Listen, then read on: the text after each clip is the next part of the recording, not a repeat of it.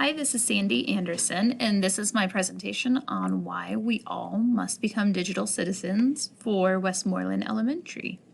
When we think about digital citizenship and what that actually means, I think we need to consider why we would need to do that and then how we would become digital citizens. So first we'll take a look at the whys.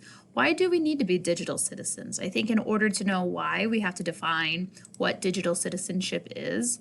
Digital citizenship is defined as referring to the responsible use of technology by anyone who uses computers, the internet, and digital devices to engage with society on any level. Basically, I summarize it as human decency through a keyboard, making sure that we're being good people behind a keyboard as well. There's also other motivations as to why we need to be digital citizens, and that's defined as through CIPA, FERPA, and COPA. These are all different laws and regulations that basically state we must be digital citizens. The CIPA is probably the one most referenced in the sources, and that's in regards to school funding. Whenever schools receive a discounted funding for communication services such as internet, they must abide by the regulations. Then FERPA and COPA, those address obtaining the personal information of kids under the age of 13, and then it's also privacy law. So those are all definitely different motivating reasons as to why we should be digital citizens. And then basically because it's a huge part of life now. We will not escape the digital world. It is here to stay. The Go Guardian kind of lined out or I think it was Morgan that lined out 5 different reasons as to why we need to teach digital citizenship right now. The first of those being information literacy, which is pretty much exactly what I'm doing right now. We have to teach kids and adults how to find credible sources because there's so much information out there. So we have to be literate and understand how to discover if sources are true and credible. We also need to teach digital citizenship to prevent cyberbullying, being more proactive instead of reactive, as well as online safety. I have 3 teenage daughters, and it definitely makes me think of grooming, but in so many different elements. There's so many avenues in which we need to teach kids how to be safe, also with digital responsibility. And then health and emotional wellness. I think this is a very, very big one that will probably have tons and tons of research in the future, but we have to equip our kids and adults with ways to use media responsibly. I've definitely personally felt effects on my own health or emotional wellness from engaging in it too much, maybe engaging in the wrong apps. And there's many, many companies out there that spend a lot of money trying to figure out how to engage you more in their product.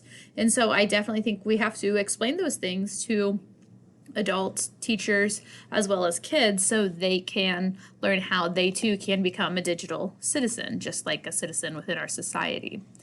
When we consider how we become digital citizens, there's a couple different options that are given or stated throughout the different sources. A few of those reference specific curriculums such as commonsense.org. It offers a full curriculum for all grade levels, and then it also addresses different subject matters. So it's very user-friendly, it's completely free, and they have everything that you need right there. So if you are instructing this to a class of elementary kids, it would be a really good source to look at. Another one that they provided was NetSmarts. I felt like this looked a little bit more appealing as a parent because it kind of covered a wider range of topics that would be hard to gauge at what ages you would talk to kids in school about. That can kind of be not taboo, but could be disputable as to whether or not it was being addressed. So that's kind of why I felt like it would be a very good resource for parents and also can be for teachers. You just have to be mindful of what you're doing and who you're presenting it to. It looked like very engaging content. There was lots of cartoons along with it, and so I think kids would find it quite engaging. There is also iSafe. So this is kind of a different platform. It's not really an instructional curriculum. It's really a platform that helps you to protect your privacy, like within a school or a district. So I think about our district and we send out Swift alerts. That's how we mass communicate with parents. And so this is just kind of a platform that helps to still communicate, but in a very private and protected way that would probably minimize the ability for other sources to hack into it. There is also the acronym READY, which just kind of it's just an acronym for us to remember what we can ask ourselves each day when we are choosing to post or use information in the digital world. And so that would be for reminding, encourage, accountability, demonstrate, and being a culture of yes. What they're implying with being a culture of yes means that we can learn how to use things responsibility, trying to just eliminate all the sources or all the apps that could create some issues probably isn't a good way to go, because there will probably be another app then down the road. So we have to just equip our kids and our parents and our families and our teachers and leaders about how to be mindful of those things and giving everyone the tools that they need to be successful in doing that. I love the questions that they also offered about asking yourself these things before you choose to post it. Ask yourself, is this an impression I want to give everyone? Is this something that I would care if somebody else chose to share that I posted it?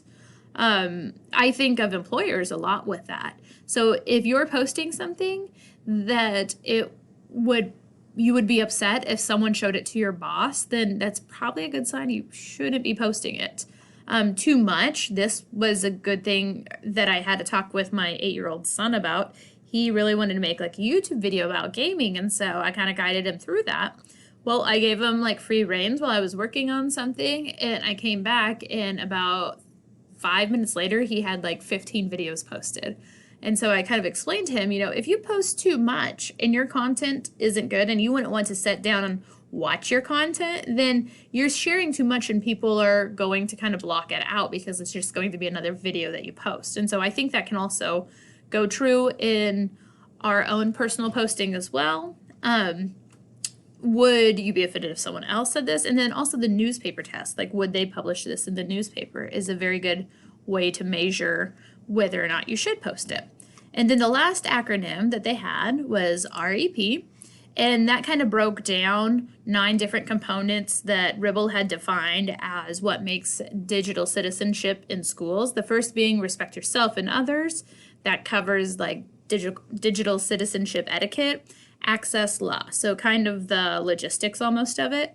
Then educate yourself and others on how to find proper resources, how to communicate properly in the commerce of it, and then also protect yourself and others.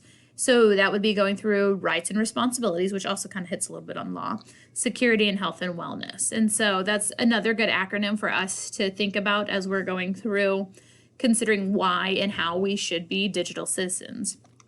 So that kind of covers how we can be a digital citizenship.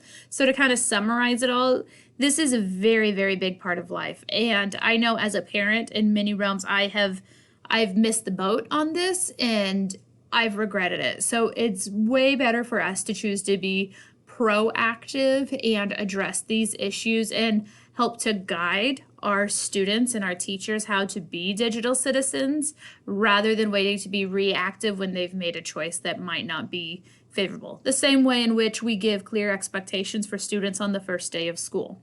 It's as simple as that. We have to communicate it though, and they have to know ways in which they can do it to be successful. When I consider how this assignment correlates with the standards, I believe that this module correlated directly with the course learning outcomes by reflecting and learning ethical ways to become and teach how to be a digital citizen. I actually really enjoyed this assignment. It was incredibly relevant because it helped me kind of develop a greater understanding. Like I always heard the terms digital citizen and I like kind of knew what it meant, but being completely transparent, I don't know if I ever fully made the parallel to citizenship within our country or community member, and just really making that a part of our systematic foundation, especially with kids, and taking the time to address it. When I reflect on it, this module, it has definitely enlightened me to another realm of ethics that is absolutely necessary to communicate directly about and integrate into my future organization's ethical standards. And so just kind of reflecting how that can tie in with our vision, our mission, our values, our ethics, and making sure that this component is part of it as well, because it is not, and it is actually a very, very large part of our day and who we are now. So I think that makes it incredibly important. And then here are my APA references. And thanks for listening. I hope you have a great day, and I hope you choose to become a digital citizen.